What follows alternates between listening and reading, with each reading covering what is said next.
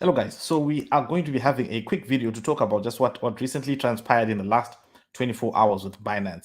So we've had a jam-packed last 24 hours where the CEO of Binance CZ resigned, and he's been told that he cannot be the CEO of Binance anymore, and a lot of new changes that are coming there. But let's play this little clip first, and then we're going to take a look at some of the reactions to what's happening to Binance. You know, this fucking deal that I'm about to sign, borrowing me from the securities industry, borrowing me from Stratton, my home. The fuck is that?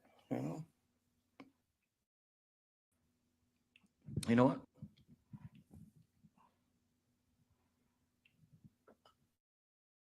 I'm not leaving. I'm not leaving. I'm fucking leaving. The show goes on. This is my home. They're gonna need to send in the National Guard fucking SWAT team because I ain't going nowhere. Fuck them. Yeah, this is an entertaining deal that I'm it's an Binance CZ will have to he will have to resign. So they made a deal. They made a deal with the Department of Justice where he cannot be CEO of Binance anymore, and at the same time he cannot. He had to step down. We're going to take a look at what he said. He posted an announcement. CZ posted an announcement about this. Let's take a quick look at it. Okay, this is not CZ.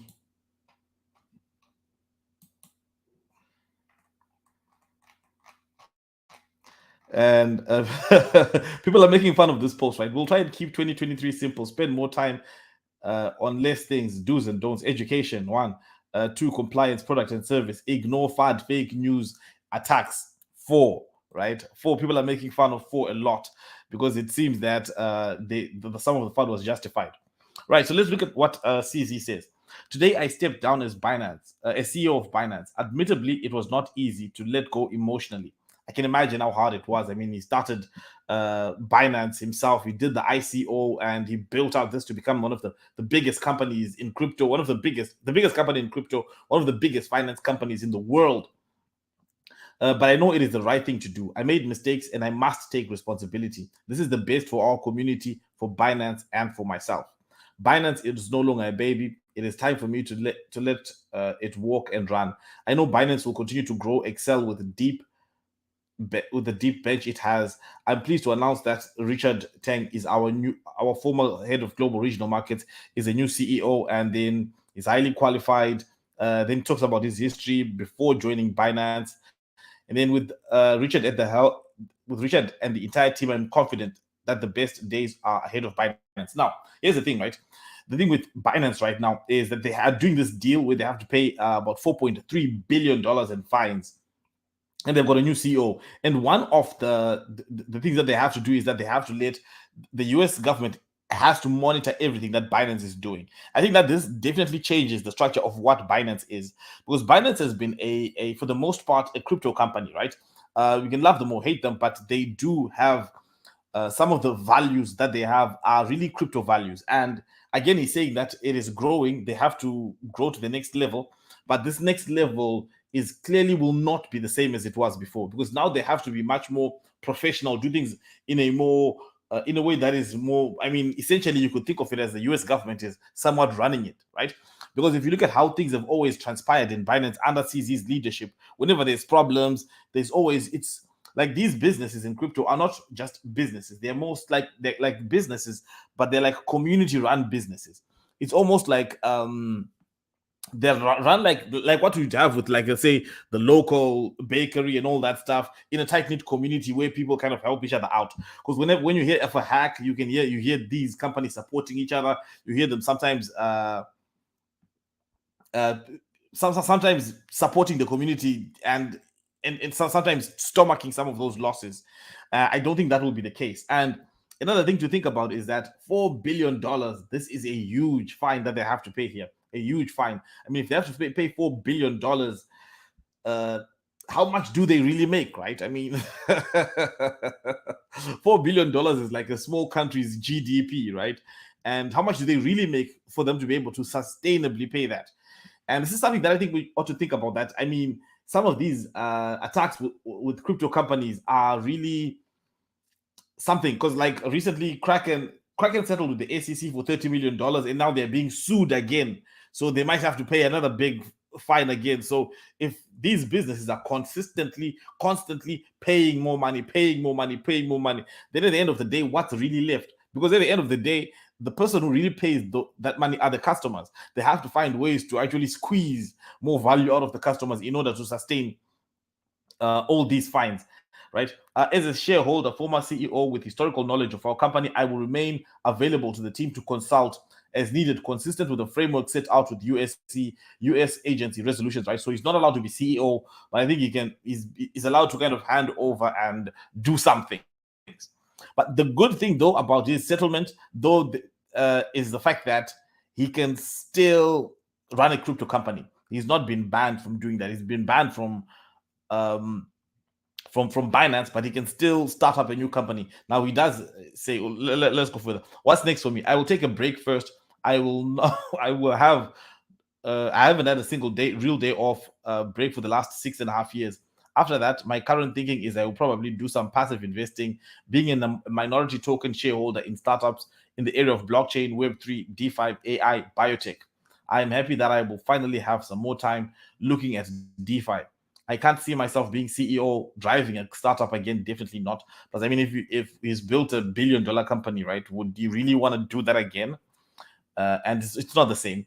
I am content being a one-shot lucky entrepreneur, right? Then there's all of the stuff. Then he says that one thing that he's proud of is that the US agencies do not allege Binance misappropriated any user funds and do not allege that Binance engaged in any market manipulation. So he says funds are safe. The only question I have is that if they have to pay this much money, how much can they? Because now the SEC is probably going to try and get their pound of flesh also. So the question is, how much can they actually continue to pay off and remain sustainable? And then what Eric Voorhees, CZ, you are one of the great heroes on the front lines of this epic struggle. You should be immensely proud of Binance. Well done. Then says, means a lot coming to you. Now, one thing that I have to say is this, right? The sad part in all of this is that they did do some wrongdoing, but some of the wrongdoing, like from years ago, crypto was a lot different. It was a different animal in 2018 than it is today. It wasn't clear that crypto would be this big behemoth that it is. And back then, the reason why Binance kind of thought that they could just operate the way they operated was because they thought of themselves, they did not interact with fiat for a long time. It was just a crypto to crypto exchange, right? And they probably saw themselves more like a platform, like a Uniswap, right? Or if you look at these platforms like social networks, like your Facebook, your all of these, they're not responsible for what the users do, right? The users have the full responsibility, and they probably saw themselves similar to platforms like that, platforms like your Facebook, platforms like Uniswap, like the DeFi platforms. That's how they saw themselves at the time, and it was kind of it would have been justified for them to think that way because it wasn't clear that crypto would become anything and as big as it is today. So I do kind of sympathize with them for that reason.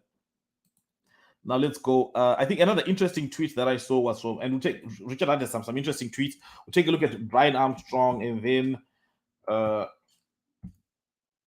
because Brian Armstrong had an interesting take. The CEO of Coinbase. Now, they kind of operated things a little bit differently, and he does say that. And yeah, the one thing that is certain is that Binance certainly had a move fast and break things type of approach, and that which has kind of proven to not be the best strategy. Okay, I think this is the post, right? Since the founding of Coinbase in 2012, we have taken a long-term view. I knew we needed to embrace compliance to become a generational company that stood the test of time. We got the licenses, hired the compliance legal teams, and made it clear our brand was about trust with our customers and following the rules. We wanted to increase transparency and to raise the bar on trust, so we became a public company in 2021. This meant we couldn't always move as quickly as others. It's more difficult and expensive to take a compliant approach. You can't launch every product that customers want when it's illegal. But it's the right approach because we believe in the rule of law. Today's news reinforces that doing it the hard way was the right decision. Right now, yeah, they are saying that, but I think the SEC is coming after them too. Today reinforces that doing it the hard way is the right decision. We now have an opportunity to start a new chapter for the industry. We took a lot of arrows operating here in the US due to lack of regulatory clarity. And my hope is that today the news serves as a catalyst to finally achieve that. Americans should not have to go offshore unregulated exchanges to benefit from this technology. This industry should be built right here in America in a compliant way under US law. We're going to stay here in the US because we believe in economic freedom and that the US democratic system will eventually get this right. Decentralization and crypto is a powerful tool to update financial system and build a global economy with more economic freedom. We're just getting started. Now, here's the thing. Binance kind of being taken down, the way it has been taken down, is obviously bad for Binance, right? It's obviously bad for Binance, but in essence, they do. This was supposed to be the moment FTX shines. Oh, sorry, I forgot to share this. This was supposed to be the moment FTX shines because FTX was kind of positioning themselves very clearly to be the one that kind of carries on from where Binance would have left off, because that was the hottest startup, that was the hottest exchange that had launched in a very, very long time. But Sam Bankman-Fried had to dig deep into those customer funds. And then he ended up really destroying what could have been a really good company for several. Yeah. Now let's go to Richard Hart. Richard Hart also had some interesting takes as well. This is like today is probably one of the more important days in crypto. Let's take a look at this.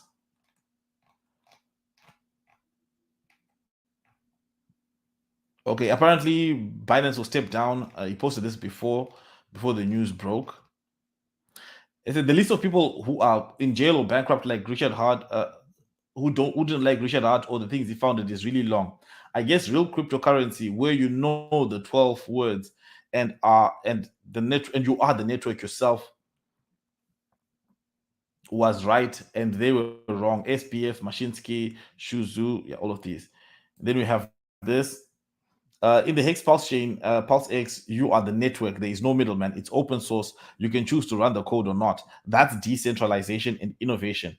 There's just you and the code. Binance, they have your coins. Yeah, FTX, they have your coins. Celsius, they have your coins. BlockFi, they have your coins. And now the sad thing about all of this is like Celsius, they have the coins, and the company's been closed for like some time now. So, and they still have your coins, and it's sad. It's sad. Like this bear market, I would say, is probably one of the more brutal bear markets.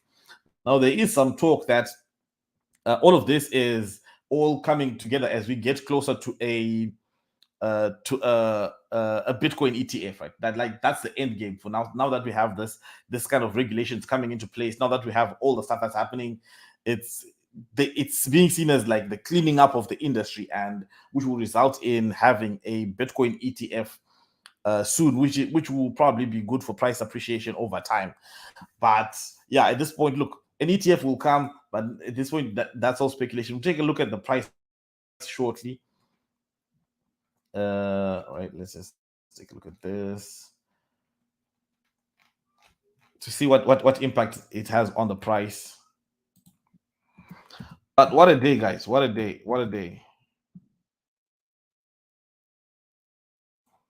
Okay, guys. Crypto London. No, I'm not in London. In the similar time zone, the same time zone. Pulse chain to the moon. Volatile. Do you think this will onboard users to Pulse chain ecosystem? At what price? Yeah, I'll get back. At what price will Bitcoin confirm the bull run? 40K maybe.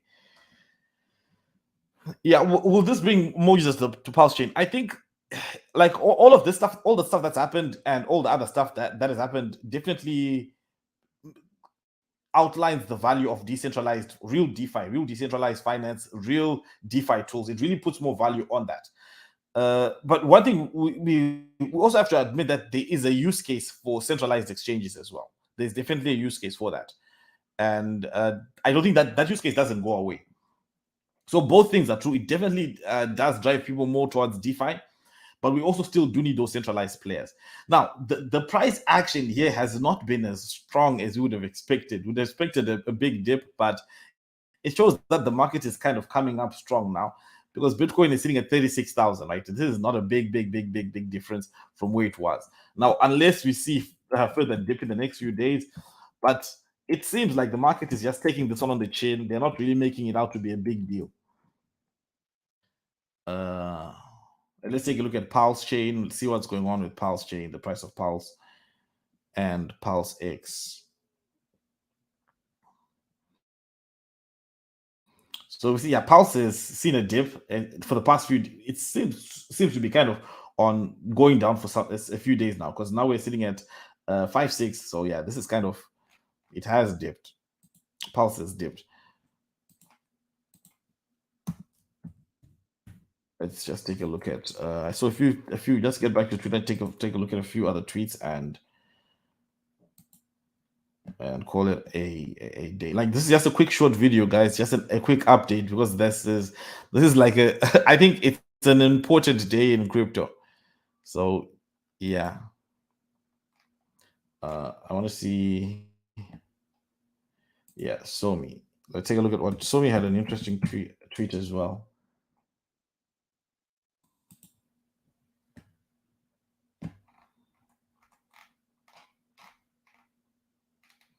Now, Somi, I think he posted that. Yeah. Like, this confirms the bull run, right?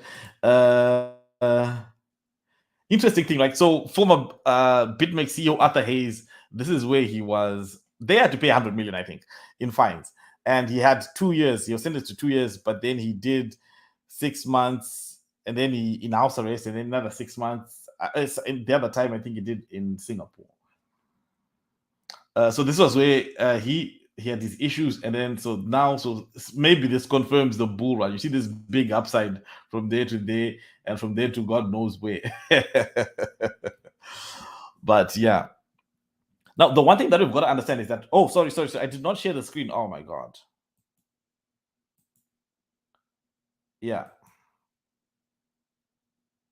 Oh yeah. So this is where, this is where I was referring to, where the position where Arthur Hayes, BitMEX in trouble, and then now we hear CZ right here. So we can see that the movement of price from here to up to the top, and then so if we're to expect it to move from here to the top, then that's going to be a big pump. We don't know if this is good or bad ultimately. Hey, Crypto Power Talk, great stream. Who's dumping Pulse and Pulse X and Hex, and good riddance of the scam? Central BNB CZ scam artist. It's real red on Pulse chain. Whales playing paper hands. Yeah, lots of paper hands. I mean, price has dipped. Yeah. Anyway, guys, I think that's just it. A quick update about what's happening with the market with CZ and Binance. And thank you guys for watching. Thank you very much. And I'm going to be I'm planning on doing a live stream in the next few days, and I will just 1 minute, and I'll let you know exactly when that would be. It's going to be a longer live stream than normal. I'm planning on doing a longer live stream than normal, and I'm still deciding how long to make the live stream. But so if you're not subscribed, make sure you subscribe. Thank you guys for watching, and I'll see you again next time.